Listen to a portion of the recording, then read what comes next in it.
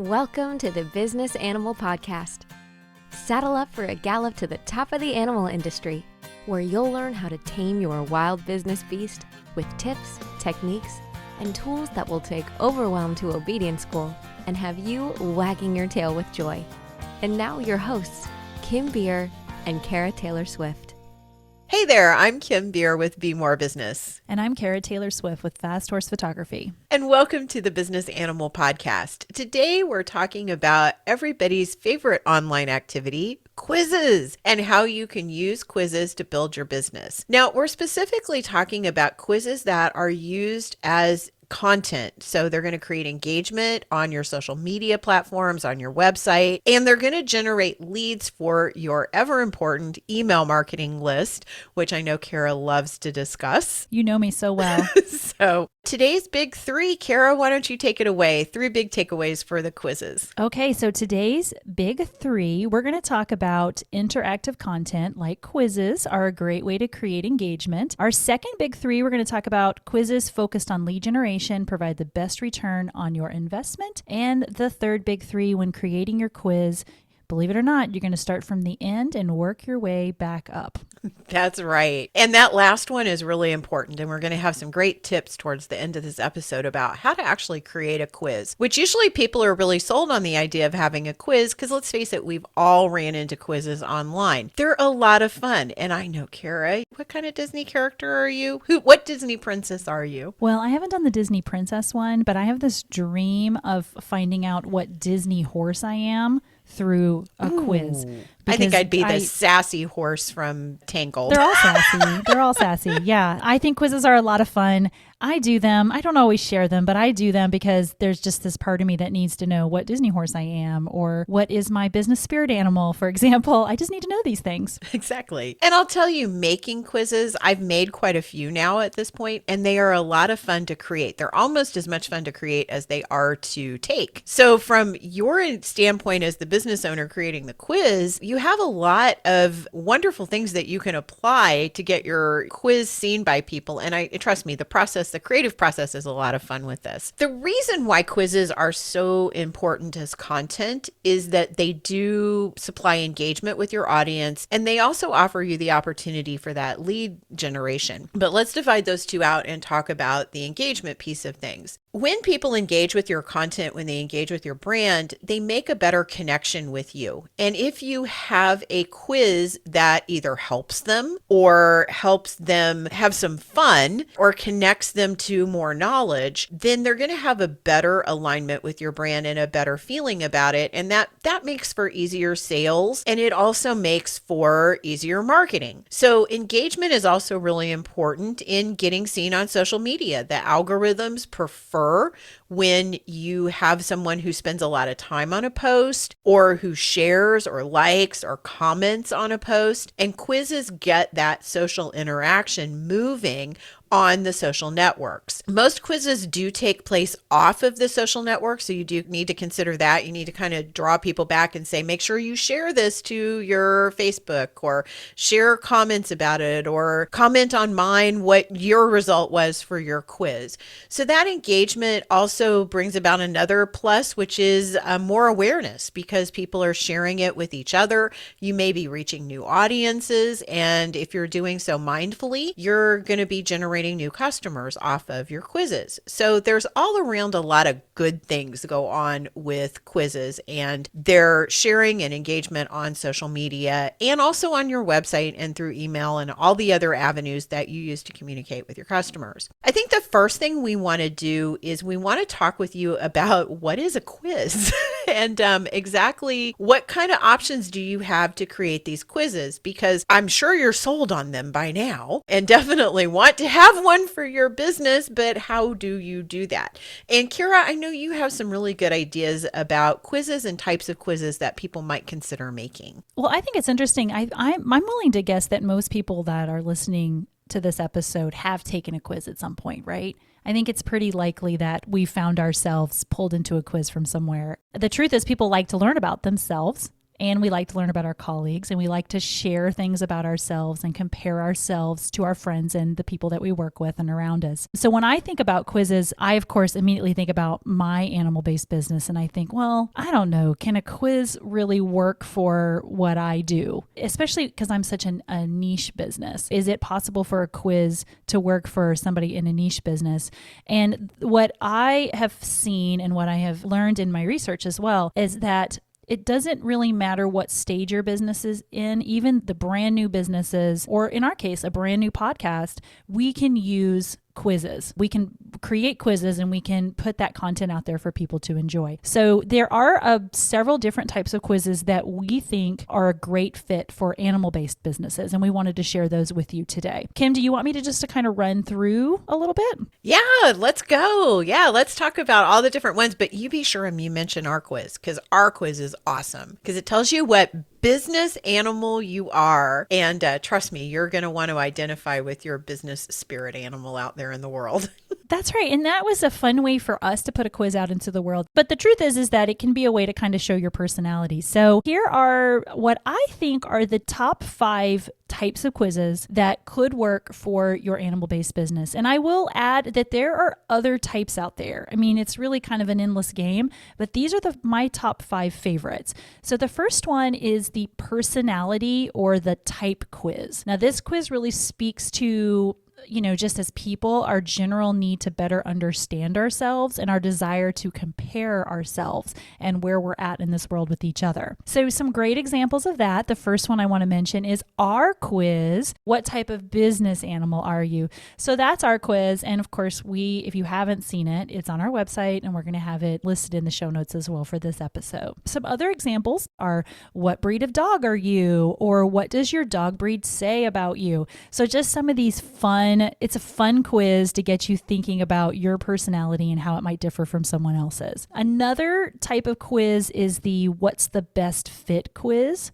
So this is something like, which bit is right for your horse? And folks would go through the quiz, they would answer a series of questions, and at the end, they would be segmented into a group of people and then be fitted with a potential product, some kind of end product at the end as a good fit for their horse, hopefully. Yeah, and that's where the lead generation comes in. So the first type of quiz you mentioned, it builds community. And I noticed in our quiz in particular, we had a lot of horses, obviously, and a lot of dogs, and the dog people packed right up and the horse people herded right up. And they were like, yay, I'm a horse too. And oh, you're a dog. And that's great. And the fact that they built community out of it. But the second type of quiz, it helps you understand something. And from a business owner perspective, this is where the lead generation starts to come in. And we'll talk more about that in a minute. But it allows you as the business owner to say, yes, this person would benefit best from this product.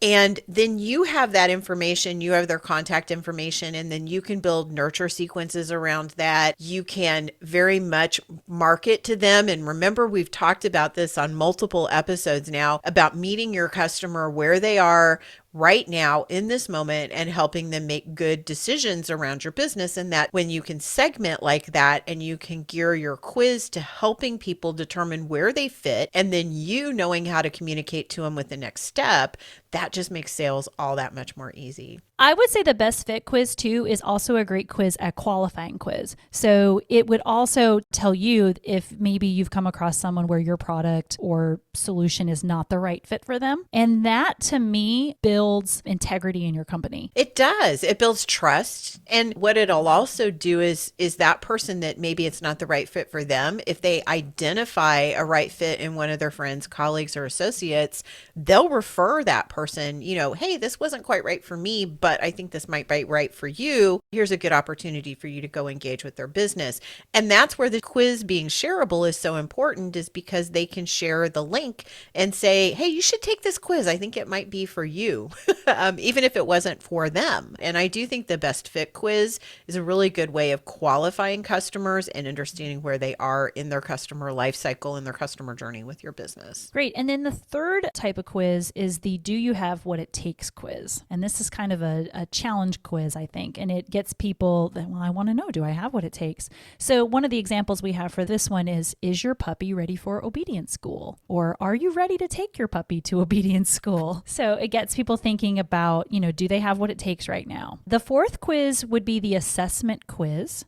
And so this is where you're kind of assessing where people at. So a great example of this is, are you a chicken expert? And then the fifth quiz that we really like is the problem diagnosis quiz. The example we have for that is your horse getting the right nutrition? And the idea behind this is you'd be asking questions to determine perhaps what type of feed that you offer is right for a potential client or a potential customer. So those are what I believe are the top 5 that are really a great start for anyone that's thinking about trying out quizzes and is in an animal-based industry. So the personality or type quiz, the best fit quiz, the what it takes quiz, the assessment quiz, and the problem diagnosis quiz. Yeah, and I think those are all great. They're perfect jumping off points for anyone, I think, that's listening. And Kara did a really nice job of grabbing quizzes that work specifically for animal-based businesses and equine and agribusiness. I think all of these help generate brand alignment. I think they help generate engagement in your audience, sharing, and they all have a positive aspect to them, even the ones that are diagnosing a problem. So that would be like for an equine nutritionist, somebody who comes in and consults with people about horse nutrition. It would give them an opportunity to kind of set the mindset for their customer before they even step foot on the farm, to knowing what they might be identifying and what they might be talking about. And it gives that business owner the opportunity to know where they might want to concentrate based upon the answers on the quiz, where they might want to concentrate their conversations, so they can skip over the stuff maybe the horse owner is doing right and go right to the things that they might want to improve on. Your equine-based business has unique needs. It's your job to tell the story of your horse brand. You know what you want to say, but creating or finding powerful storytelling images that grab the attention of your ideal client can be a challenge, especially when you're busy running your business. That's why equine industry business leaders turn to Fast Horse Photography and a library featuring thousands of searchable images available for businesses just like yours. And guess what? 100% of those images are horse related. Now, finding the right horse images for your website, social media, and all your other needs is easier than ever. Find the perfect images for your equine business right now at fasthorsephotography.com. That's fasthorsephotography.com.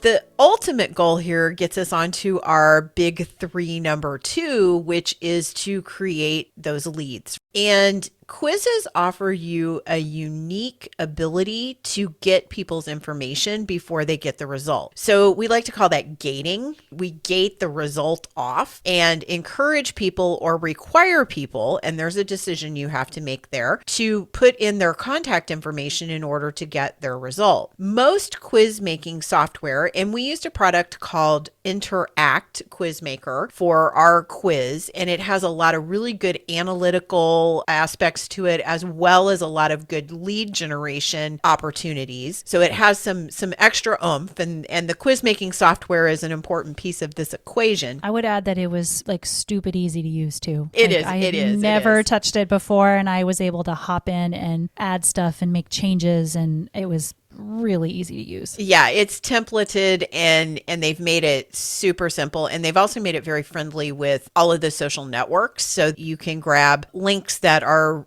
beautifully shareable on Facebook and then encourage social interaction, which is kind of what we were talking about above with getting that engagement piece of things going, so that software supports that. And the cool thing is Interact has given our listeners a special discount code. Just so you know, if you want to try quiz making and this is a good opportunity for you to do it, head over to the show notes and there will be a link to a special deal from Interact that they've given for the business animal listeners. So back to collecting those leads. When you get to the part of your quiz where you're going to give the results, like I said, you can gate that off and say people have to, or suggest at the very least that they give you their information before they get the results. Now, I am a big proponent of suggesting it versus requiring it. And here's the reason why. I really want to cultivate people onto my marketing list that are going to be good fits for my business. And if a person didn't find my quiz valuable enough to provide their contact information to get their result, that's really not the person that I want to continue to communicate with. So it's okay for them to just get their result and move on. I'm okay with blessing and releasing that customer. There's going to be somebody behind them that is willing to do that, that's going to be a good fit for my business and a good fit for future communication. That just improves everything. It improves your email engagement. It improves your opportunity for sales. It improves your opportunity for relationship building. So I do not require people to give their information in order to get their result. That said, good quiz making software like Interact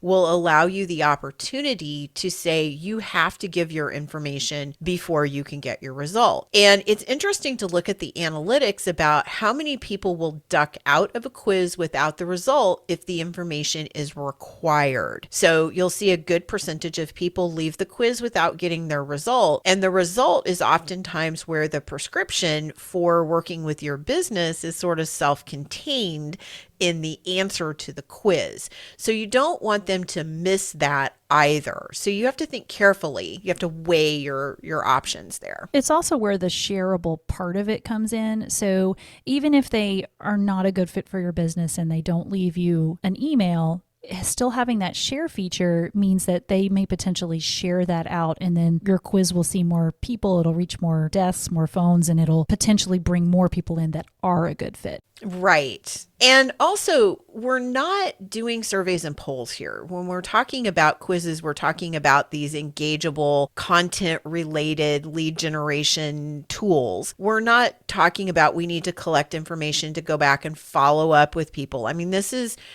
sales and engagement. It's not research. It's not data collection. Although you can certainly make some assumptions and get some good data collection and research out of a quiz's results. Primarily what we're in this for is the sales and marketing aspect of this tool.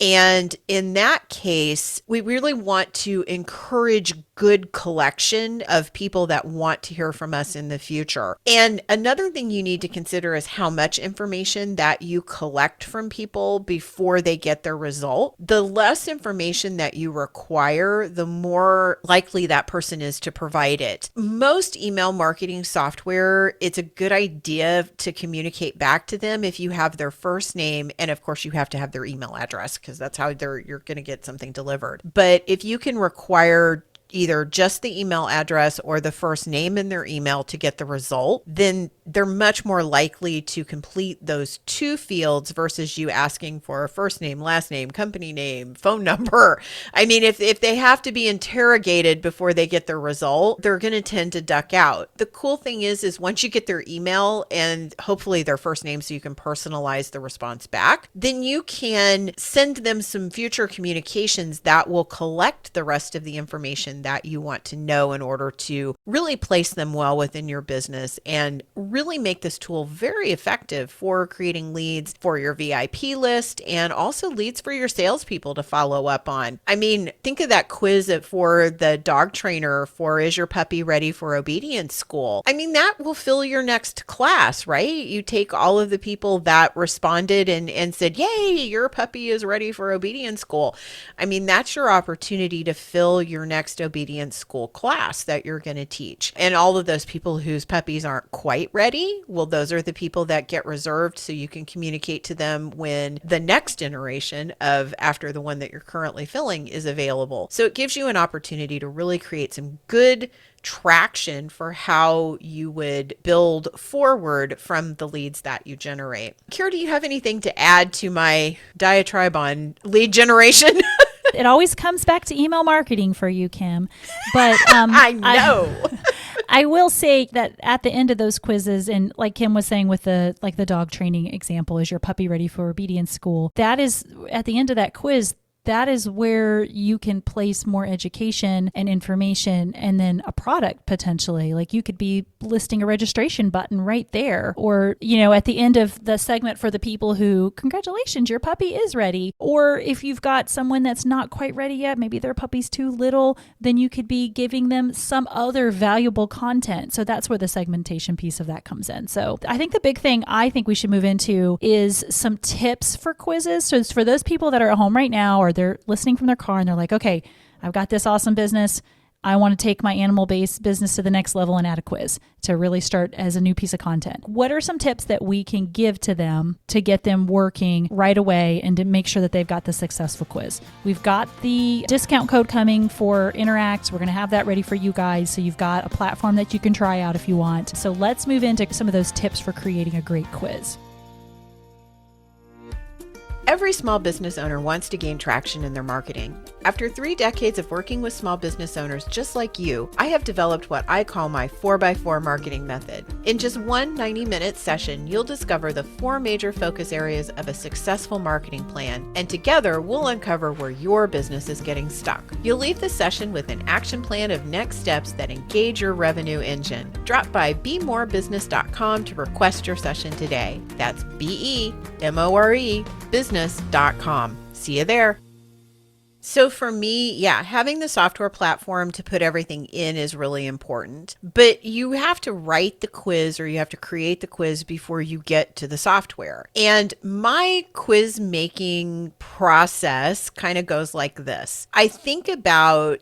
First of all, I think about the goal of this quiz. What is it that I want it to do? So do I want leads or do I want those calls to action? Do I want the clicks to go ahead and fill the class for obedience school? Or do I want to go ahead and collect leads that I'm going to follow up? Or in our case, when I wrote What Business Animals Are You? I was thinking about just getting people connected to our brand and sort of understanding that we're fun, but we also have a lot of good, valuable information to bring to the table. So I wanted to create something that brought brand awareness and then maybe built our list up to send out our episode announcements too. So those were kind of the twofold for there. So start with what it is that you want to do. What is it that you want this quiz to ultimately bring you? And then go and look at the types and figure out which type of quiz is going to best fit that goal. And then the next thing you need to do is work on your outcomes. So every quiz will have a few outcomes. And honestly, you should keep these to less than 5 if you can, because once you get a lot of outcomes, as a matter of fact, 3 is probably the easiest to pick, almost like a good, better, best. So I did a quiz I wrote on what kind of content creator are you? And there were answers that went for the different personalities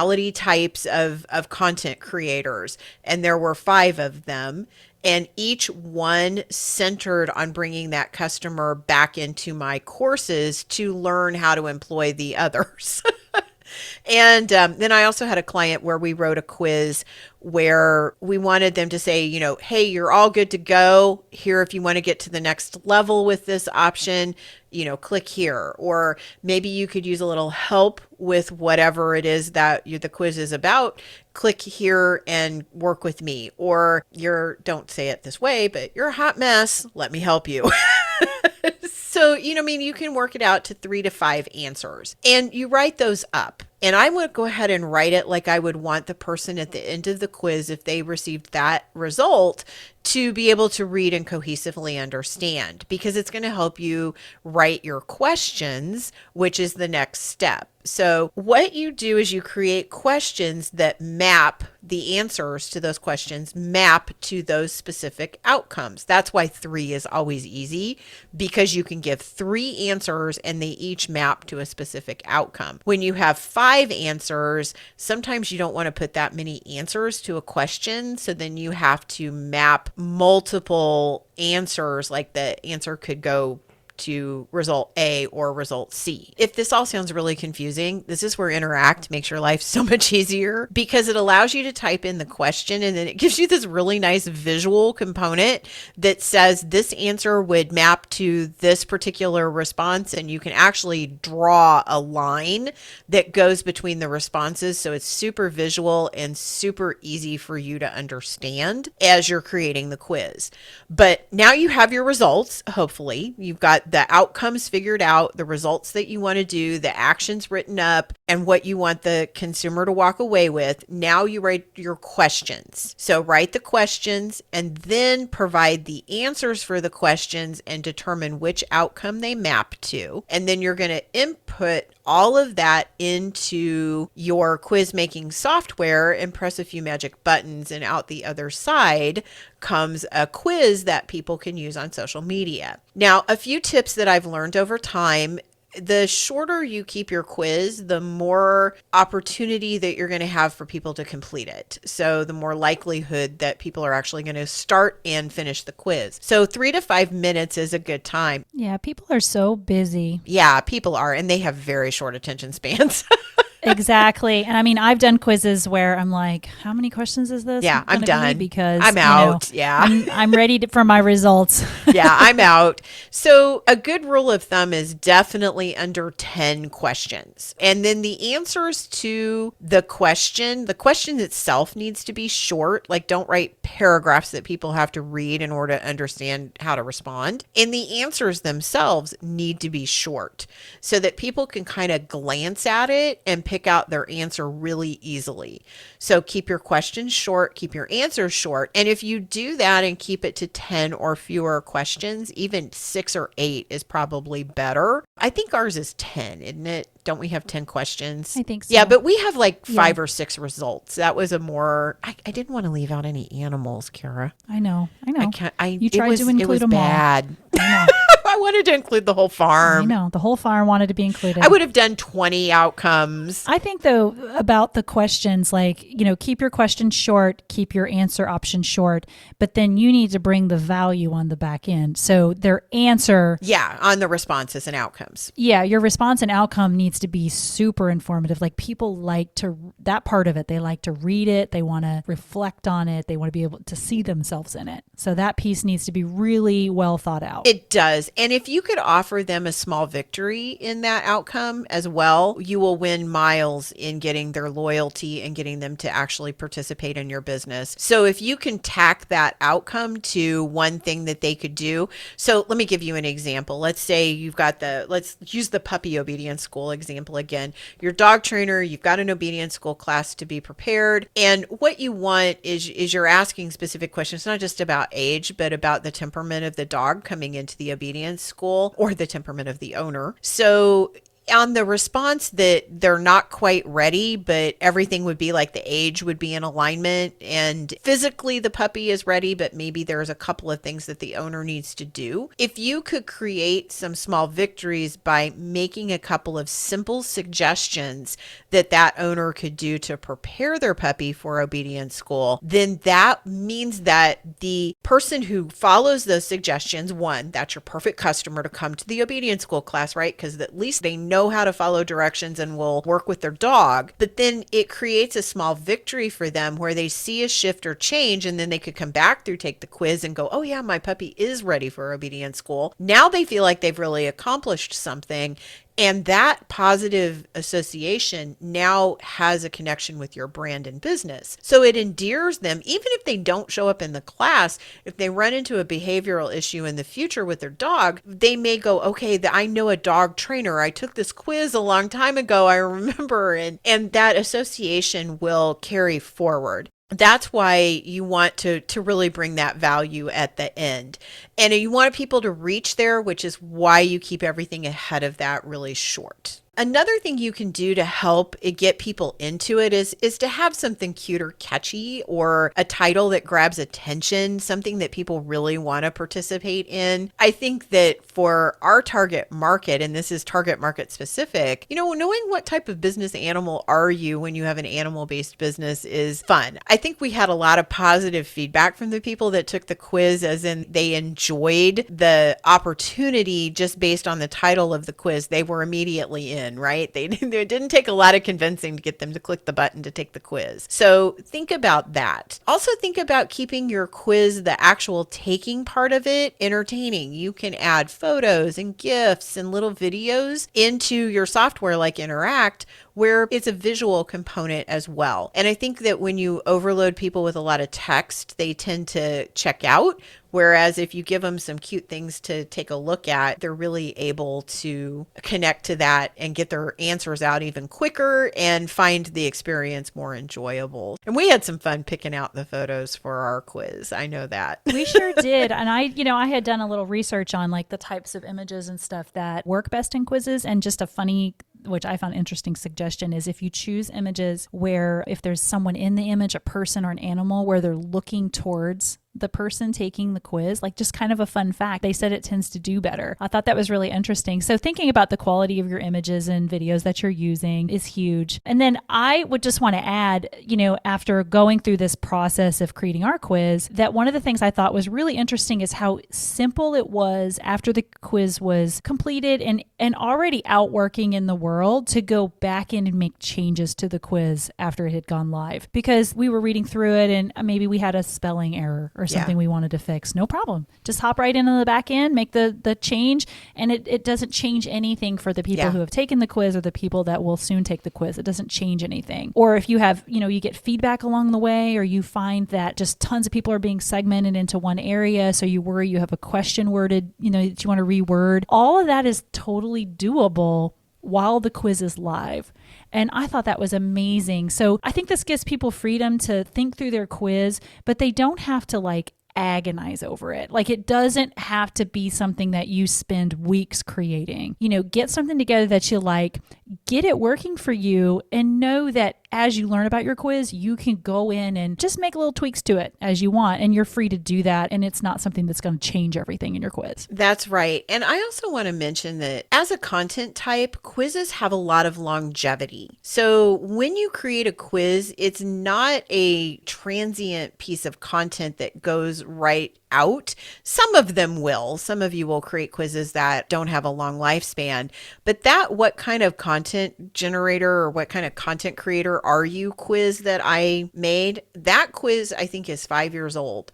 And it is still bringing in results into my business. And it's had literally thousands of people have taken it. And I've gotten a lot of signups for my email newsletter. I've also gotten a lot of people that were interested in learning more about content marketing. I have a free content marketing course that I give. And I've gotten a lot of people into the content marketing course based upon their results on that, which then leads them to knowing me as an instructor and an educator. And then they're more interested in working with me and taking paid courses with me. So that's part of my funnel to get people down into my consulting and course business. That quiz, it hasn't changed a lot. It's still really relevant.